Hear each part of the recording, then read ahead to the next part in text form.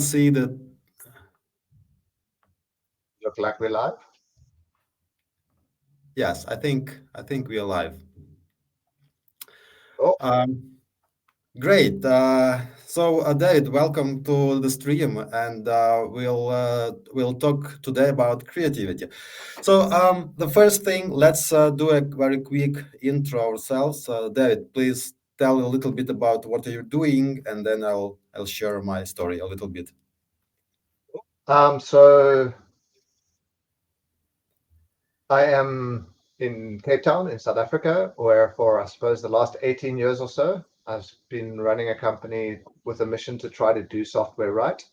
I learned to code in South Africa as a very small person and grew up into making a few internet businesses, and no one was doing the software thing right. So I've been trying to figure that out. I still don't know how to do it 18 years later, but I'm getting closer. And our company is no longer called about doing software right, but we describe ourselves on a mission to love creating. So that's great and on topic for what we'll be talking about today, Sash. It's very coherent to the topic about creation. My name is Sasha.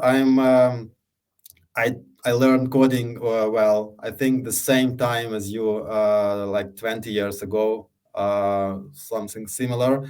So I doing a lot of coding, and I doing a lot of entrepreneurship, different a few different companies.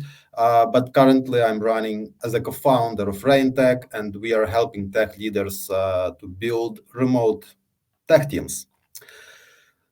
Yeah, so let's start about creativity. I have some questions. Let's start from the first one, and then we'll see how it goes. We don't have to stick to what I have. So Mhm. first thing, let's define what the creativity in our world means before we jump to remote. Because for developers, well, creativity for building products, for building maybe software. So my question or direction is that how often we need creativity, what creativity means for us. Um,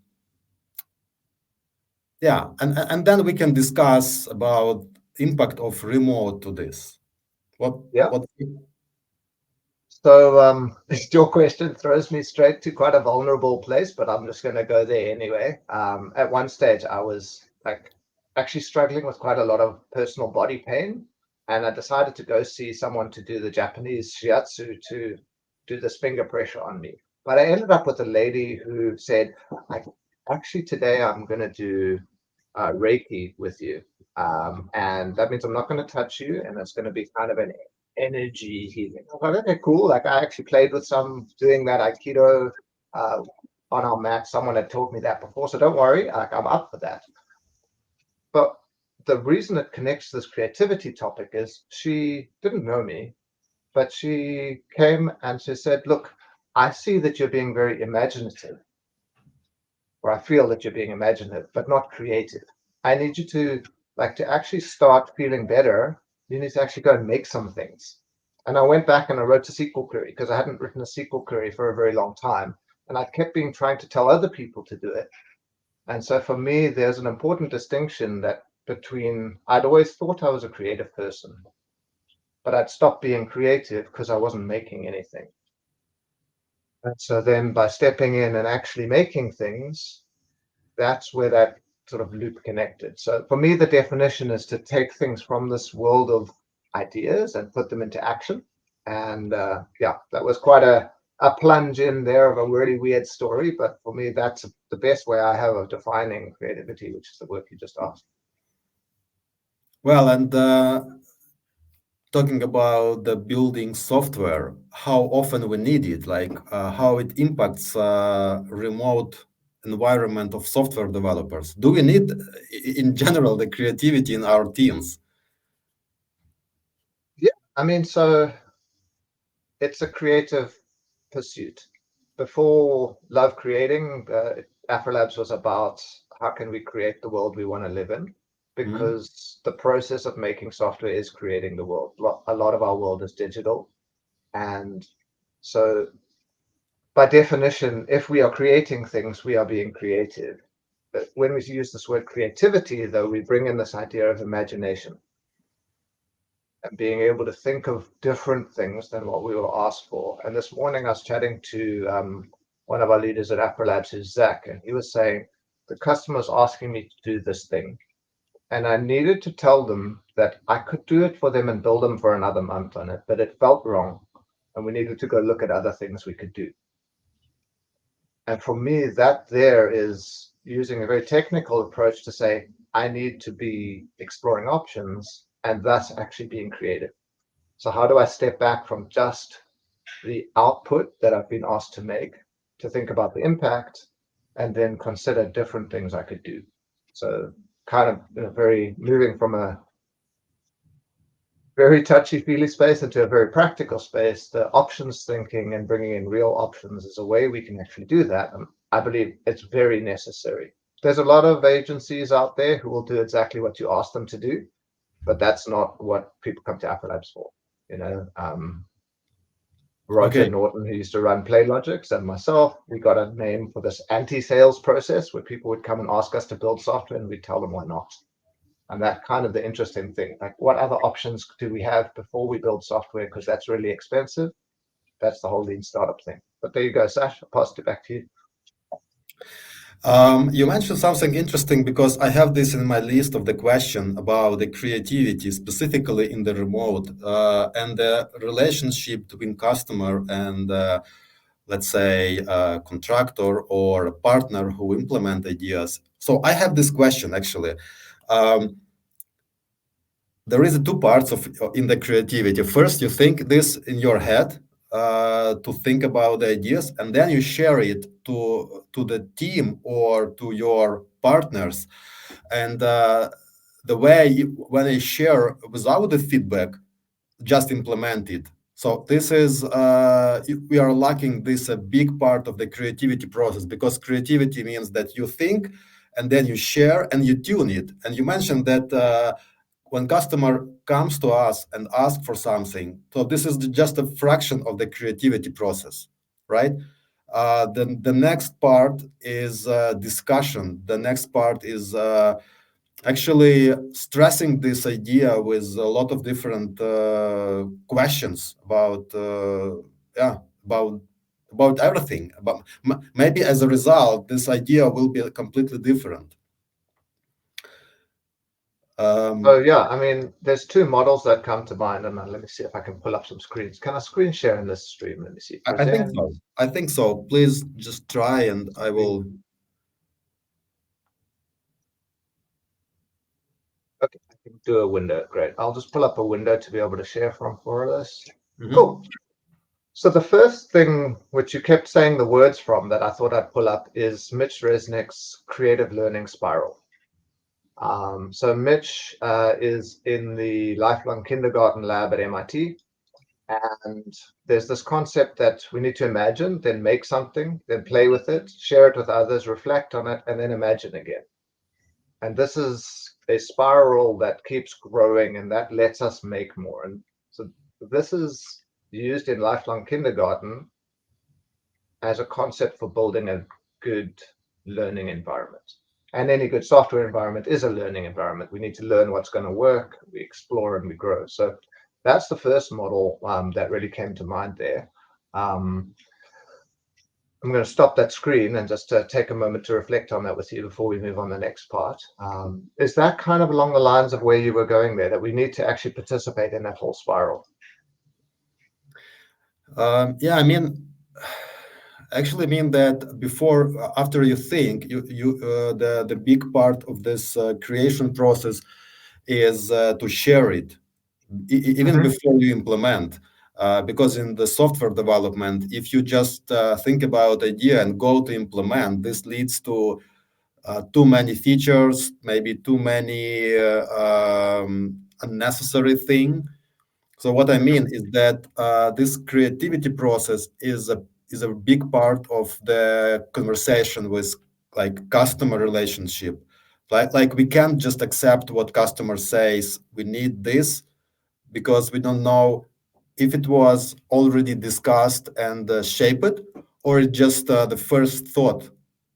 Yeah. So this sparrow that show, I think for kids that's perfectly right because they just implement it. They just do it after it comes to mind. I think for us, for software and for remote, the very important part is Yes. sharing result of the first phase. I mean, so that accidentally dovetails exactly in with this second picture I wanted to share. And I'll use that by agreeing with you completely and say the question is, what are we creating? So if by create we imagine we had to make software, then that doesn't make sense. But if we want to make a whiteboard drawing or something shareable as a prototype, Mhm. I came across this double diamond in at the D school where we were giving a series on how the lean series of talks on how the lean iterator or the lean startup is very much like design thinking. And the double diamond is this approach of thinking. We need to discover lots of options, then define one thing, this hard process of choosing something to build. Then we develop it and we start to introduce a whole lot of options again. And then we need to get that together all the way down to actually deliver a solution. So every time this goes wider, we're making options and then we're choosing, and then we're making options and then we're choosing. And that's kind of, for me, a more businessy version of that creative learning spiral. But like you say, we need to know where we are in the cycle. Is the Exactly. customer still discovering, or have they done the whole discovery and definition process? And they actually don't want to go back to the beginning of that, but can they take us through that journey? Or are they at the start when it looks simple and we actually need to explode it into a lot of options before defining and choosing which one we want to do? Okay, let's think about this in terms of actually remote, our topic. How remote work impact this process? Like where are the weak points and where. So I have like a few directions. How Mhm. to implement this remotely and how it's different with Office, with when you cooperate together. What um, what we can add to remote to make this process better, and what maybe doesn't depend on remote or office, like what well, so in general the question how we apply remote to this process, and if it's a fact, well, it's definitely a fact, but how. But Yeah, so I think as an opening comment, and then I'm interested to hear what you see as working well, is when the whole world got thrown more into remote in 2019. We'd already been practicing here in South Africa. We were worried about running out of water. In Cape Town, there was a crisis. So we'd been practicing working from home some days that in case people had to move cities or move remote, we'd be there. But we really loved being in person. That was amazing. yeah. We no longer are. Um, However, when we started to move remote, we were already trying to do it very intentionally. And I think that's the thing. We need to think about what things we need in our process that we miss when we're not in person, and how else we could meet those needs. So in Marshall Rosenberg's language of nonviolent communication, if we can connect with the needs and what's alive, then we can come up with different strategies. And that for me has been a really interesting challenge, because if you think about an office block, 4 floors, places to come in, whiteboards, meeting rooms, water coolers, canteen, a lift, yeah, an elevator, a front desk, all of those design patterns we created over hundreds of years that work really well and they're human friendly, and each solves certain of our needs. And a lot of those, once you get up to the third floor and you go into the boardroom, our needs around creativity. We want to see other people. We want to build enough time with them in a social context to have a relationship. We need to set our expectations and our trust. And that all doesn't come for free when we're remote. So that becomes things that we need to actually start to take apart organizational psychologically and say, how do we make sure we get those things? But then once we put them in place intentionally, at least in my experience, they can be better than they were in person. Mhm. But this is this is when we actually need to understand why we're doing things, not just we're doing things. Because if we know why we're trying to do it, we continuously trying to improve a process of getting it to happen, then then we can actually improve it, and we don't have to just accept that status quo of everybody sitting in their car driving to the office and hanging around working in parallel for the occasional serendipitous moment.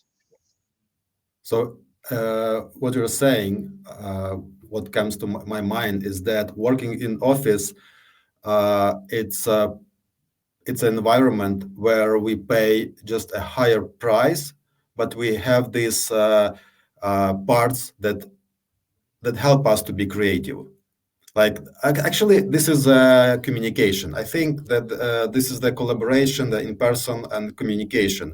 And because we have the routines like going from room to room, meet in the kitchen, so we have this, but not with the clear goal. It just happens. Um, okay, I have another input on this. Because you mentioned that if we understand what to do, we can do this in remote and it can work better. I have this idea about if we think about creativity, for example, in movie creation, when a director, or not a director, but a writer writes a script for a movie. Uh, so this is a real creativity, like this is a real process of creation. And if we think about maybe big ideas that happens that are built, as I understand, in my opinion, it's they are happen in a very calm, in a very maybe even alone environment where you sit alone, ideally with nature, maybe with a movement, well, like when you move, so there is a process of physical activity. But this happens in this calm, alone environments. But then this shaping comes when we share this idea, when we collaborate. And this is where the office is the best, well, maybe not the best, is the very good place to share and collaborate. But do you think this is something that also can be applied for a remote as well? When we think about creativity as a, well, initiating creativity could be individual process, but then we think about the ways how to collaborate and share. So this is the very important step to add to the remote, the sharing and actually the sharing and shaping, not actual initiation. Yeah, you've covered some really interesting territory there. I think for me, there's a need for deep work. There's a need for interactive work. Um, from the in the writings of the Baha'i faith, there's this concept that when we have conflict, it's important because from that it creates this spark, the divine spark, as it's caused in the spiritual writings. And so there needs to be that coming together, and we need to mash, like you're putting up, like, so we do need to come together, and there is this time of aloneness. I'm not Mhm. sure I would completely agree that creativity only happens when one is sitting alone. Um, you know, I really love watching the making of Disney movies, in particular the animations, because you can see how it goes from the sketched drawings to more, and actually they relate some of the fiery conversations that happened that created the moment of creativity.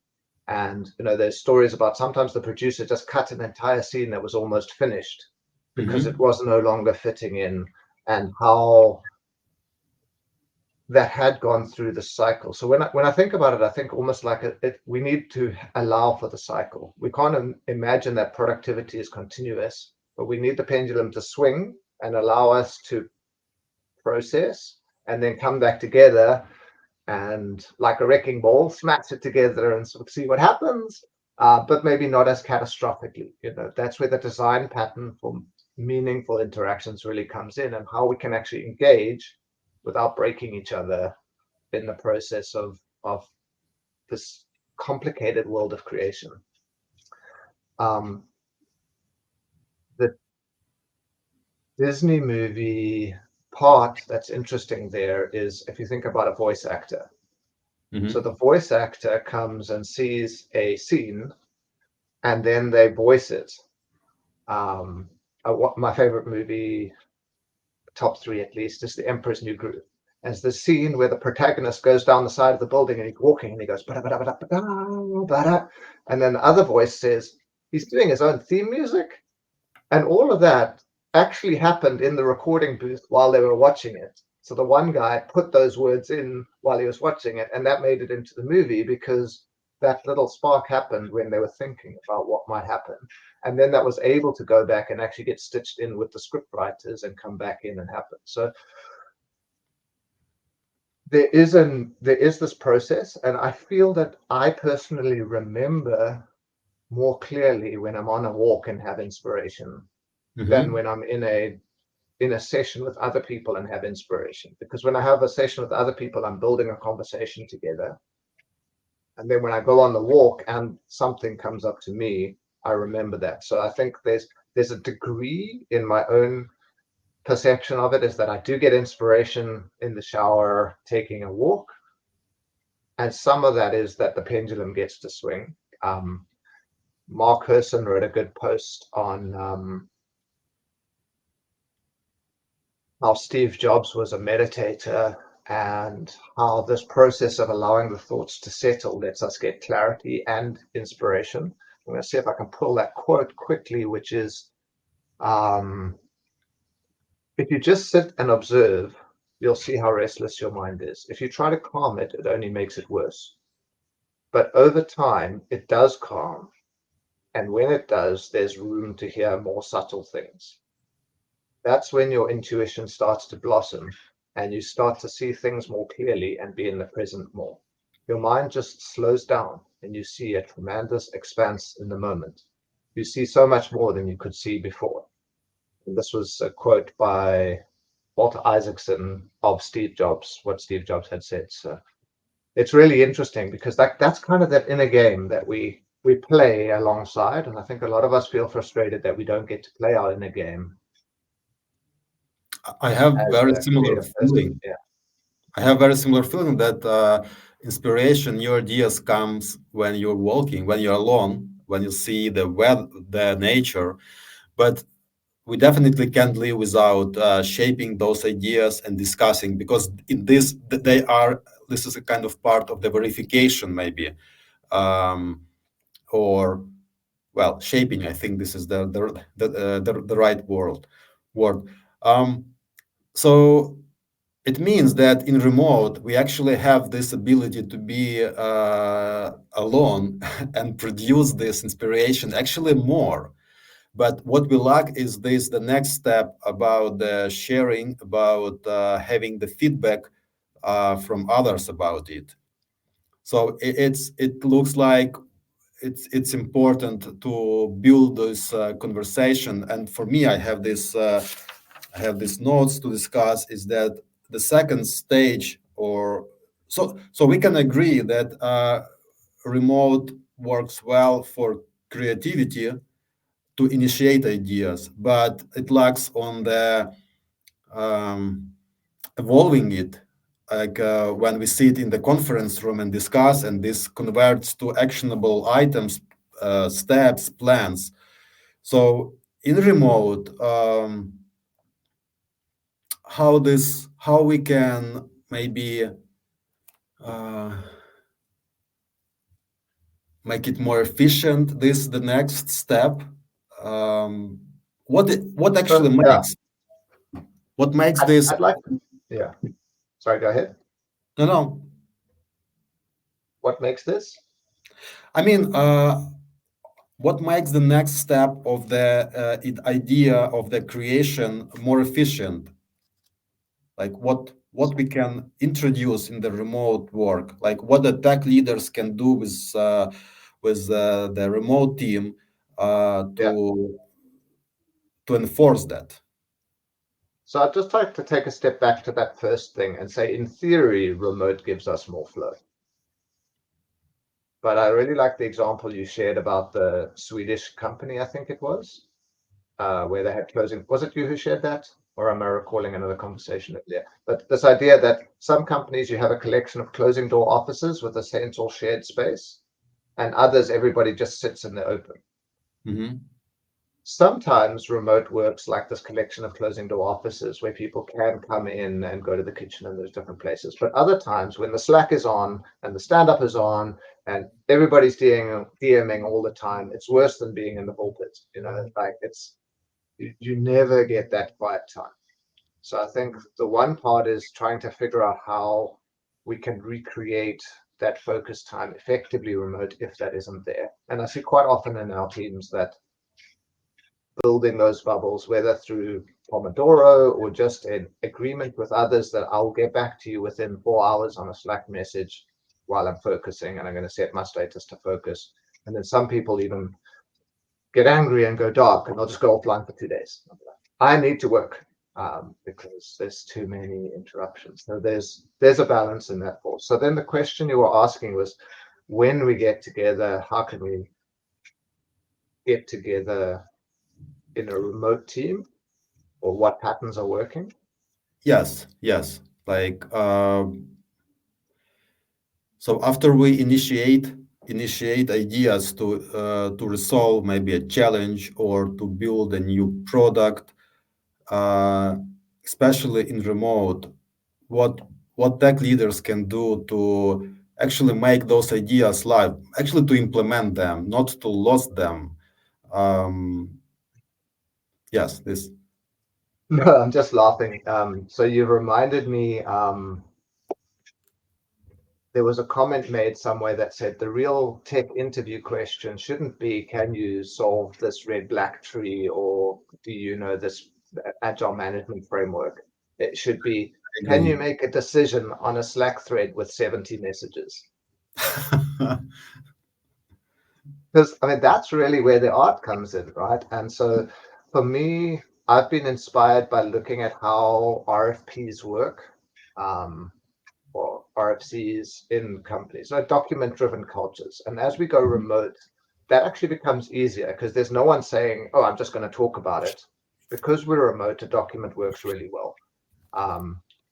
When I was helping Yoko go through their safe scaling phase, they're a local South African fintech. One of the challenges was two of the technology leaders were effectively, not because they wanted to be, but that's just because the way the organization was structured for the previous scale, the bottleneck. All decisions went to them, and then they unboxed that into a engineering council where all decisions would go there. But then what happens there is I propose my idea and someone says, have you thought about this? And you kind of have to come back next week and get on the agenda again if you can. And then, oh no, I didn't. And then it gets lost and we don't actually do that idea that came to you while you were thinking. And then we feel really frustrated. Mhm. So there I took the Python enhancement proposal, the PEP, which is very much like the XMPP enhancement proposal, the ZEP, or before that, the JEP, which were used in communities that I've enjoyed being part of, the Python community, the Java community, where we were always remote, to say, how are we actually going to get any decisions to happen? We write down what our proposal is. We put like a reference implementation. We start to do it. We show it. We get together a few times. So at Yoko, being the Y for Yoko, we made a YEP.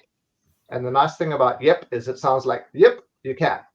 So the principle behind the YEP was you kind of write down the as is, how you want it to be, and then you've got cover to go and do something on it, as long as you've shared that. And no one even gets to tell you not to do that first step, because until we've tried something and got something to show, it's almost wasted discussion. But then when it comes to the forum, how do we discuss what I've done already? Then you have a timeline. So this is where remote actually came in really useful, because I can Mhm. have a document that someone can read alongside me because I've shared the link, and they can be like, oh, they've tried technology X, Y, and Z. Oh, yes, they did talk to accounts about this bit. Each step that you take in the journey, you can then document, and then you say, what's my next step? What's my next challenge? And it could be, we want to rip out some annoying chatbot infrastructure that's not required anymore. Or it could be, I want to try a new DevOps framework. Or it could be, in the early days, it was like inconceivable, but the people who picked it up quite quickly was also product. They were like, well, let's use these yaps for product enhancements. We want to improve the thing. Here's a proposal. And everyone can put a proposal on the table, and now there's a process. When we were in person, there was a process. We just didn't really see it. And this is what I was meaning about being intentional. The process was kind of talk to someone at lunch about it, socialize it, see if you can bump into someone in the corridor, talk about the water cooler. And that process made its way along. Now, when we're remote, we need to say, okay, that's not working. Yes, it's So, distraction. When you start talking like you did, it's just distractions. yeah. And you just get bumped at every turn, and there's no one who can look across the room and sort of do an eye roll and be like, come on, the guy just do his thing. Because turn taking is so much harder in a remote call, and different people talk different amounts, a lot of that social context falls away. And this is where I'm saying we have to be very intentional about it.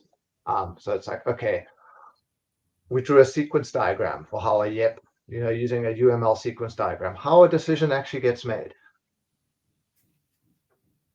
And then we have to look at it and be like, oh, where's it getting unstuck? So taking the thinking of Campey. So right there, it's like, I have an inspirational thought. Where does it go? Slack channel, hashtag spitballing. Guys, I'm thinking about this. Boom. People comment on it. If you can get some thumbs up on it, you get 5 minutes airtime at Engineering Forum. I'm not saying this is the right practice for anywhere, but it's a kind of common sense practice that can evolve to fit any company, but it's not.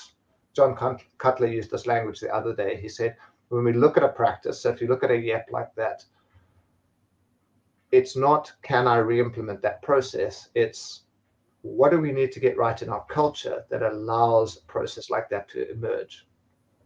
Because in some companies, we can come up with processes like that. And in other companies, when you suggest it, people will chase you off the island. So like, how do we go through a series of getting our company oriented to, we want to get better at making decisions? This thing I call developing and distributing executive function, which is very, very wordy, but executive function is execution, is getting stuff done. Like, how do we distribute that across our organization as we scale? And that happens better remotely.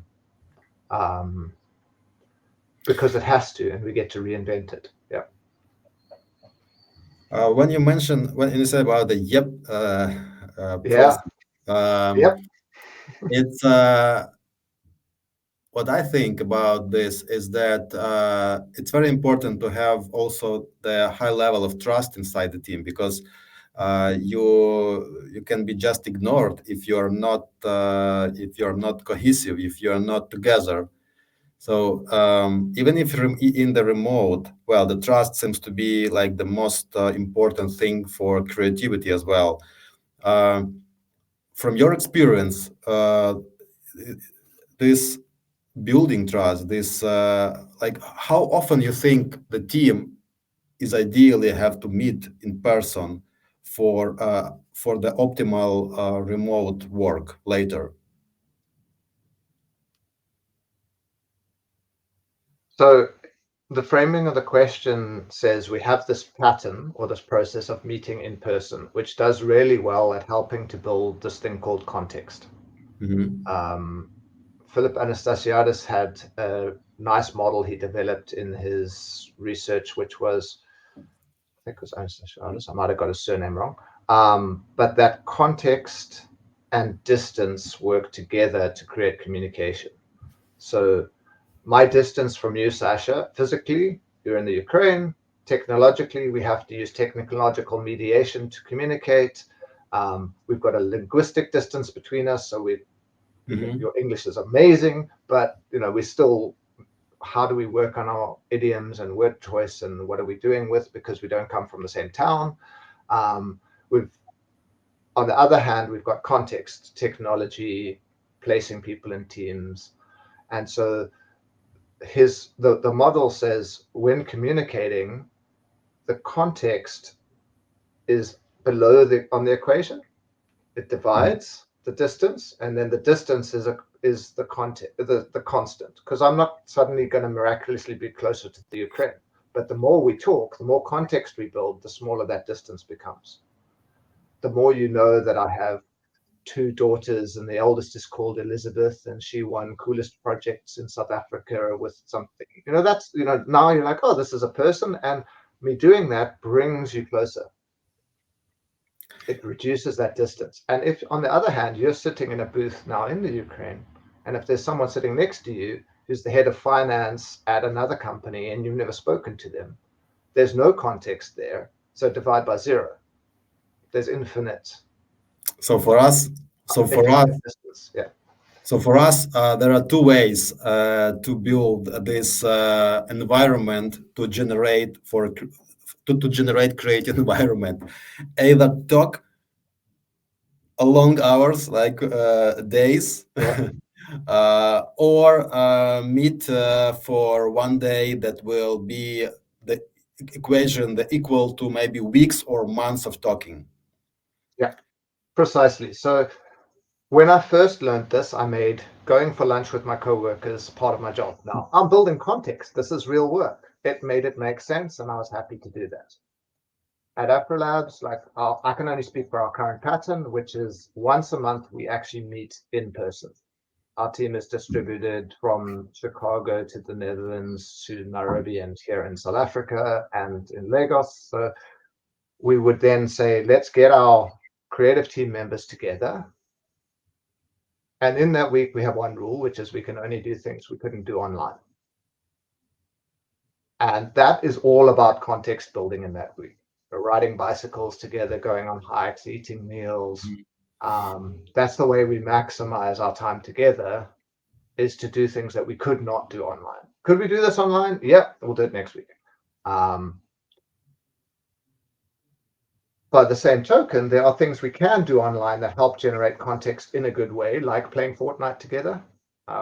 That's quite a great game to play. It's taken the place of foosball. So when we were in the office together, we'd play foosball, which was good. Fortnite does a similar thing. How often should a team get together?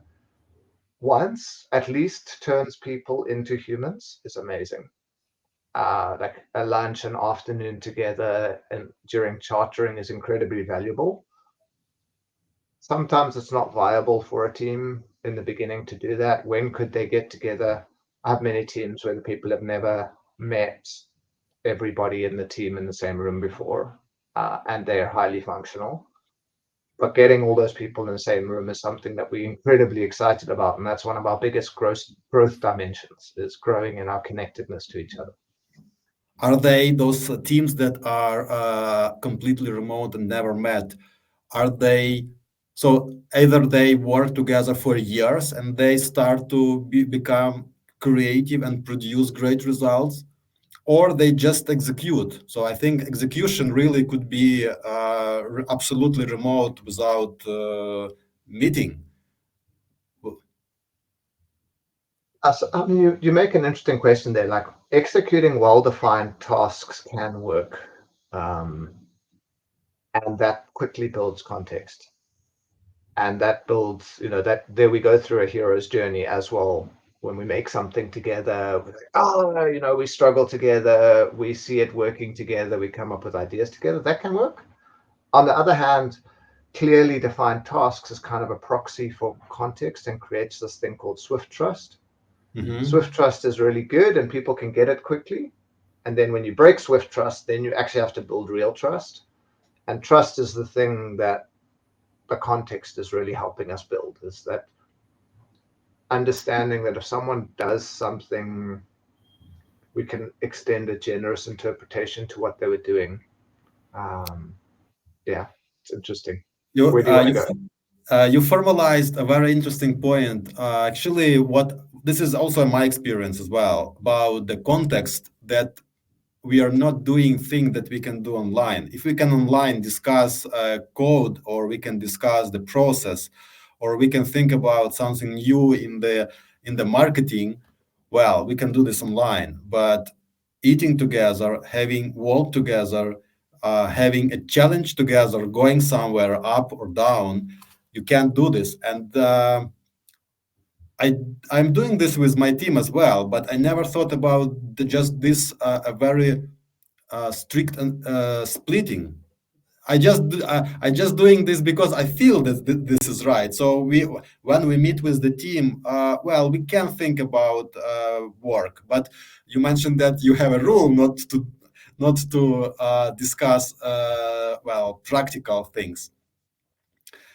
So this is really I think a good point for creativity to meet and actually to build those meetings around something that is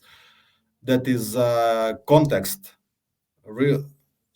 Yeah, for us, for example, for my team, we are meeting once a month for Oh, for a half a day. So this is a rain tech team, um, and this works great. It's I think it's enough for us once per month. I know companies doing this, like bigger companies doing this once a quarter or even once a year or half a year. And I also have this observation is that even one meeting change completely. It just it's a absolutely new context when you meet once. yeah, totally. Um, I just wanted to add one piece of meaning into the pool there. As Afrolabs, we meet together incredibly well and often, but not in person. Mhm. And when we went remote at the beginning of COVID, I was like, okay, let's take every Friday morning to start spending that time together because we won't see each other. And it quickly became quite awkward. It was like an agendaless time. What were we going to do? We had retrospectives, but then we'd had enough retrospectives. And then we played like those Jackbox games, and we'd played enough of those games. And what occurred to me, and then people started giving tech talks and preparing and presenting talks. And then I was like, this felt a lot like conferences. And at conferences, we actually invented this thing called open space technology. Not me, but the world. Open Mhm. space technology was there to get the hallway track back. And what we realized at Afrolabs is that the hallway track is what we were really missing about being in the same office. And so every week we gather on a Thursday afternoon. In about 17 minutes, in reality, we'll get all together. We sit around. Let me show you. A picture's worth 1,000 words. So we use Gather Town. I think you may have seen Gather already, Sasha. Is that correct or not? No, no. Can you repeat Yeah, this? Gather. Um, so can you see what's come up there? Oh yes, yes, I see this. Mhm. Yeah. So there I am. I mean, this is my personal office. If someone was looking for me, they'd know to come and find me there. There's some more offices down here. Everyone's decorated their spaces. Not many people are online at the moment. Maybe they're away from keyboard. There's a couple of private conversation areas here, but the first place we start is here in the garden. And there's a notice board there where everybody can put up their ideas they'd like to talk about, just like an unconference. And then for the Mhm. next 2 hours, we know that in the first session on the green mat, we'll be talking about how to solve continuous integration issues in GitHub. On this one, we'll be talking about how do you make friends as an adult anyway. And then over here, we might be talking about um, a topic like whatever anyone's put up. Here's my new Warhammer 40K army. Let's have a look at it. I'll show you how I've been painting it. And people vote with their feet. But the thing that open space gave us online is the ability for me to be like, this conversation's great, but I've got the law of 2 feet, which is if I'm not learning or contributing, no one's going to be offended if I just pop my head over here and I see what's happening in the group of people standing on this mat over here. And then each of the boards that are linked to the spaces, you can just pop open the mirror board, and then you can see the post-it notes. So this is a pattern where you can see this is our quarter. So for every time we get together, we put those post-its up. So we'll be making a fresh one for today. for the first session on the green mat, we take a few notes on what was discussed. You can see there was nothing on the blue and there was something on the brown. But then at the end, we can actually digest, just like in an unconference, and we share back what happened on the first mat, who was there, what did you talk about? Oh, we spoke about this. And in this way, we've been building conversations online every week in a super intentional way. And no one's felt left out because they know what was discussed and they have FOMO. I didn't get to open space. I was working too much. So I want to go to the marketplace next time because I want to go and talk about that and I'll put that on. And this is a it's a great way. place where you know people will always be. Yeah. Mhm. This is a great way because you don't have obligations to be there. You just choose. And yeah, I never use this tool, but I think, well, we have a relatively small team. Um, but yeah, I will check that. Yeah. So, I mean, we do actually, we do have a pattern. So that open space is very open. So there's an invitation if you'd like to take it with you and your team. I can share that invitation, which basically says this is our code of conduct, this is how it works, but you're welcome to come and join those open spaces too. And we can percolate ideas together. We have visitors from time to time. Last week, Steve Hollier, who's a coach from Switzerland, who helped us get set up in the first place, came, and a former employee also came to last week's one. It's always nice to have new people and new topics. So if you want to get a feel for it and how it works, definitely do that too. Well, we might have this space for our developers network. This sounds really interesting. That's Um, precisely the dream, is to create the space where we can share ideas. And that's why we called it X Labs, where X mhm. is a multiplier, X is 10X. The 10X developer doesn't come through being a better developer, it comes through connecting to others. Exactly, and this is the next step of the creativity when you have idea in mind and you can come here and just share it, have receive the feedback, and well, and you decide like you have a better idea now, or you just break this and skip this idea. Um, Great. Well, I think we can finalize everything and maybe in just something the final note about this remote office creativity, um, and what makes creativity for remote better. But can you just summarize everything, and I'll do this from my side, and we can finish this.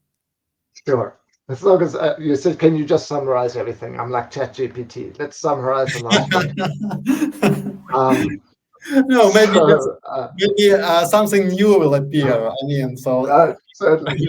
So, I like the stages you've developed, sort of this ideation and then the collaboration process, and then getting to actually getting something done.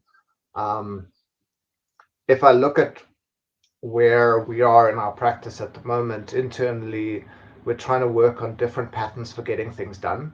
So when it actually comes to, I want to propose an idea, and since we run in this largely anarcho-syndicalistic way, it's not like one has to ask a boss for it. So what is the coordination mechanism that allows an idea in a self-organizing way? So anarchy is self-organizing. How does an idea come to life? Where do I put it? How do we keep giving it energy, track it, and let it grow? Um, and so, sort of to summarize where this conversation has gone today, and I don't think we've gone everywhere, but where it's gone is the creative process. We need to look at it when we're remote and be incredibly intentional about trying to understand what it is that works and what it is that doesn't work, and how we can take parts of that remote. We're reinventing those processes. And in many ways, we as humans evolved in person. So everything is version one in person works super well. And so for version two, we're creating new software to run on the same minds, on the same people. But this is not the world where we first arrived. So it is really interesting to start making it again. The parting thought, which is a summary for me, and then I'll pass across to you. I was asked by a mentor at our kids coding clubs a while back, are we teaching HTML? Are we teaching CSS? Like, what are we doing? And I eventually explained, and I built this into what is our core pedagogical approach at Coder Dojo and Code Club is in South Africa, is that we're teaching the loop of joy. So I can come up with an idea, I can struggle, and I can see it working. If you can connect that loop, it's like one of those old-fashioned automobiles. Then it's going.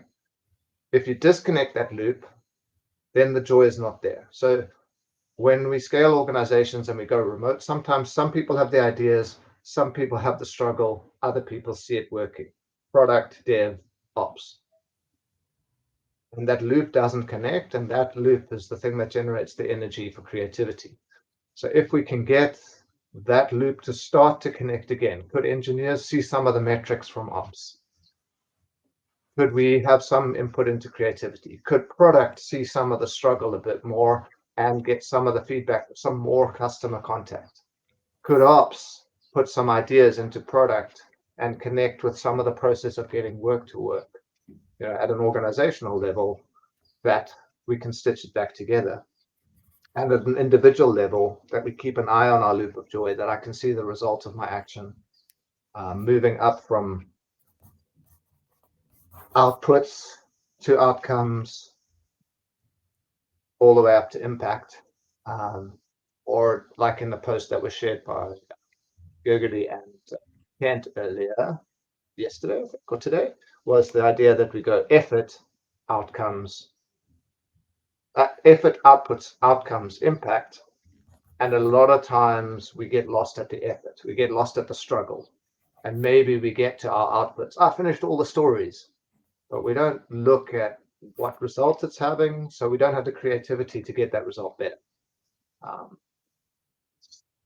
Attempt at summarizing it. Like, there's a takeaway. Like, try to keep that loop plugged in and get more joy. I'll use your loop for my summary because what I think is that this loop of creativity, effort, and then joy, I can I can see this for me as a so creativity, creation, or let's say creativity. This is the fuel for the joy, and it should be burned in the these struggles. So it's important that it doesn't matter remote or not remote creativity we can produce like ourselves in our environment with nature walking somewhere else and then what is important is to understand those processes that we need for like to keep the struggle because our goal is to get this joy. So to finalize, generating this the pure energy of creation is well, I would not say it's simple, but it's very natural to us. What is more important to think about in remote is how to like in these reactors, in the nuclear reactors, it's easy to start this reaction of creativity, but it's very hard to keep this reaction within borders to produce heat, right? So maybe it doesn't matter remote or not remote, but this effort is important just to think how we can, well, to keep these borders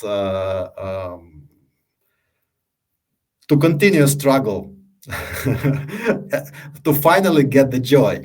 And the important thing to mention is that this effort is also fueled or build on few things like trust that we build with building context, either with long conversations or having together. Yeah, that's that I think all.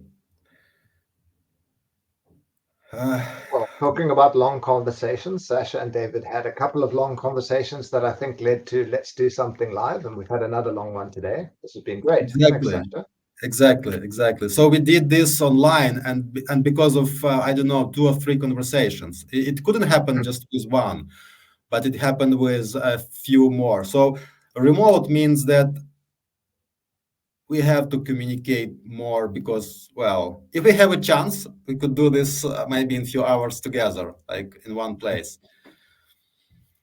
But we'd also get to do things like radical candor. Like if we were in the same place, we might have gone for lunch and all of these thoughts wouldn't have been recorded. Yes. They would have just gone off into the windows, and we would have maybe remembered a small portion of them. As we discussed last time, I'm not going to take this recording and put it into Fireflies. So it can actually summarize it and generate some summaries so we can share some content and maybe invite others into this conversation. And in many ways, we are creating a shared understanding, and we may come up with new patterns in this conversation. We just have, right? We're going to share them, right? Yes, See how it yes, goes. yes. And the one thing, well, it goes now more easily because we have this context already, but we have to finish. But what I wanted to mention is that remote brings this more variety, uh, Diversity. Yeah. more diversity. Yes, because you live in your environment. I live in my environment. We have very different. And when we even go online, so we're doing something new. And so all this, so this is one thing to mention about creativity. What make this creativity in remote uh, better, or it's just making things different things. And you can do this. It doesn't depend on if you're in the office. Even in office, you are more strict to the patterns that you do day to day. In remote, you can have too many more ways to express. So that's the way. The expression outside of the existing systems where you work brings creativity, and then okay. Uh, I think that's all for today. Thank you, David, for joining. Yeah, thank You, you. Sasha.